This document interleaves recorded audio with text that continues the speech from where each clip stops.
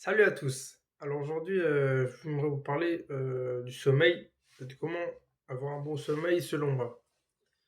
Alors déjà la base selon moi pour avoir un bon sommeil, c'est de se coucher à heure fixe.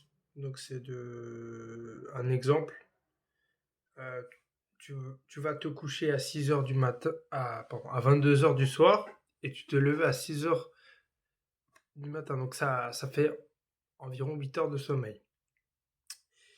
Et donc cela, à force de le faire, à force de répétition, ton corps va s'habituer et va s'endormir plus vite. Et aussi,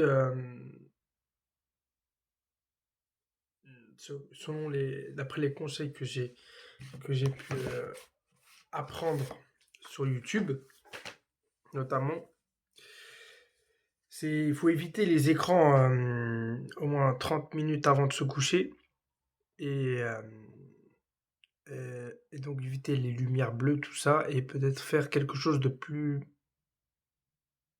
doux, comme par exemple de la lecture avant de se coucher, ou des exercices de respiration euh, pour, euh, pour calmer son corps et se préparer à aller se coucher. Et si jamais vous avez des problèmes d'insomnie, alors là je ne connais pas trop, mais je pense qu'il faut voir un médecin.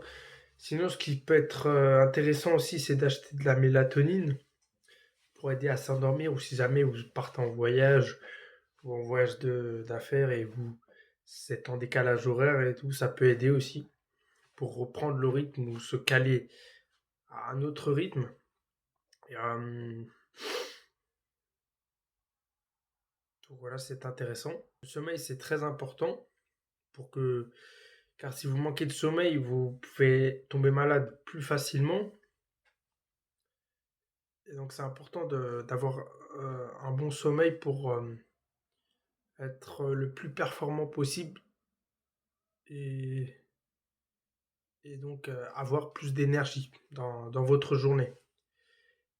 Et donc cela vous aidera grandement sur le long terme, car, car dormir moins de 7 heures est négatif, selon moi, car sur le long terme, ça peut, sur le long terme, ça va impacter vos performances et votre niveau hormonaux.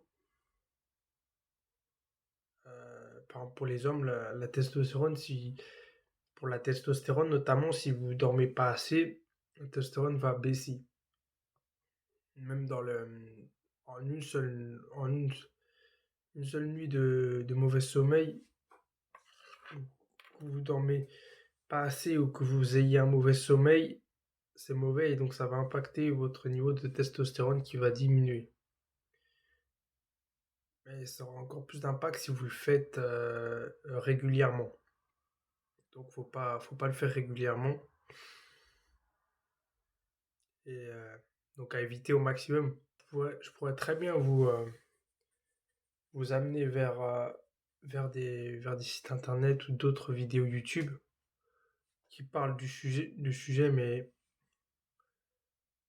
vu que je m'entraîne à m'exprimer, comme je le disais dans des précédentes vidéos, c'est important pour moi de faire ces exercices. Et donc, ça me permet aussi de vous donner des conseils. Au début, ça demande une certaine discipline de se coucher tôt et de se lever à heure fixe. Encore plus quand vous n'avez pas de travail à faire ou que vous êtes entre guillemets, auto-entrepreneur, que vous n'avez pas d'heure fixe ou que vous ne devez pas vous lever tôt. Donc, ouais, c'est important.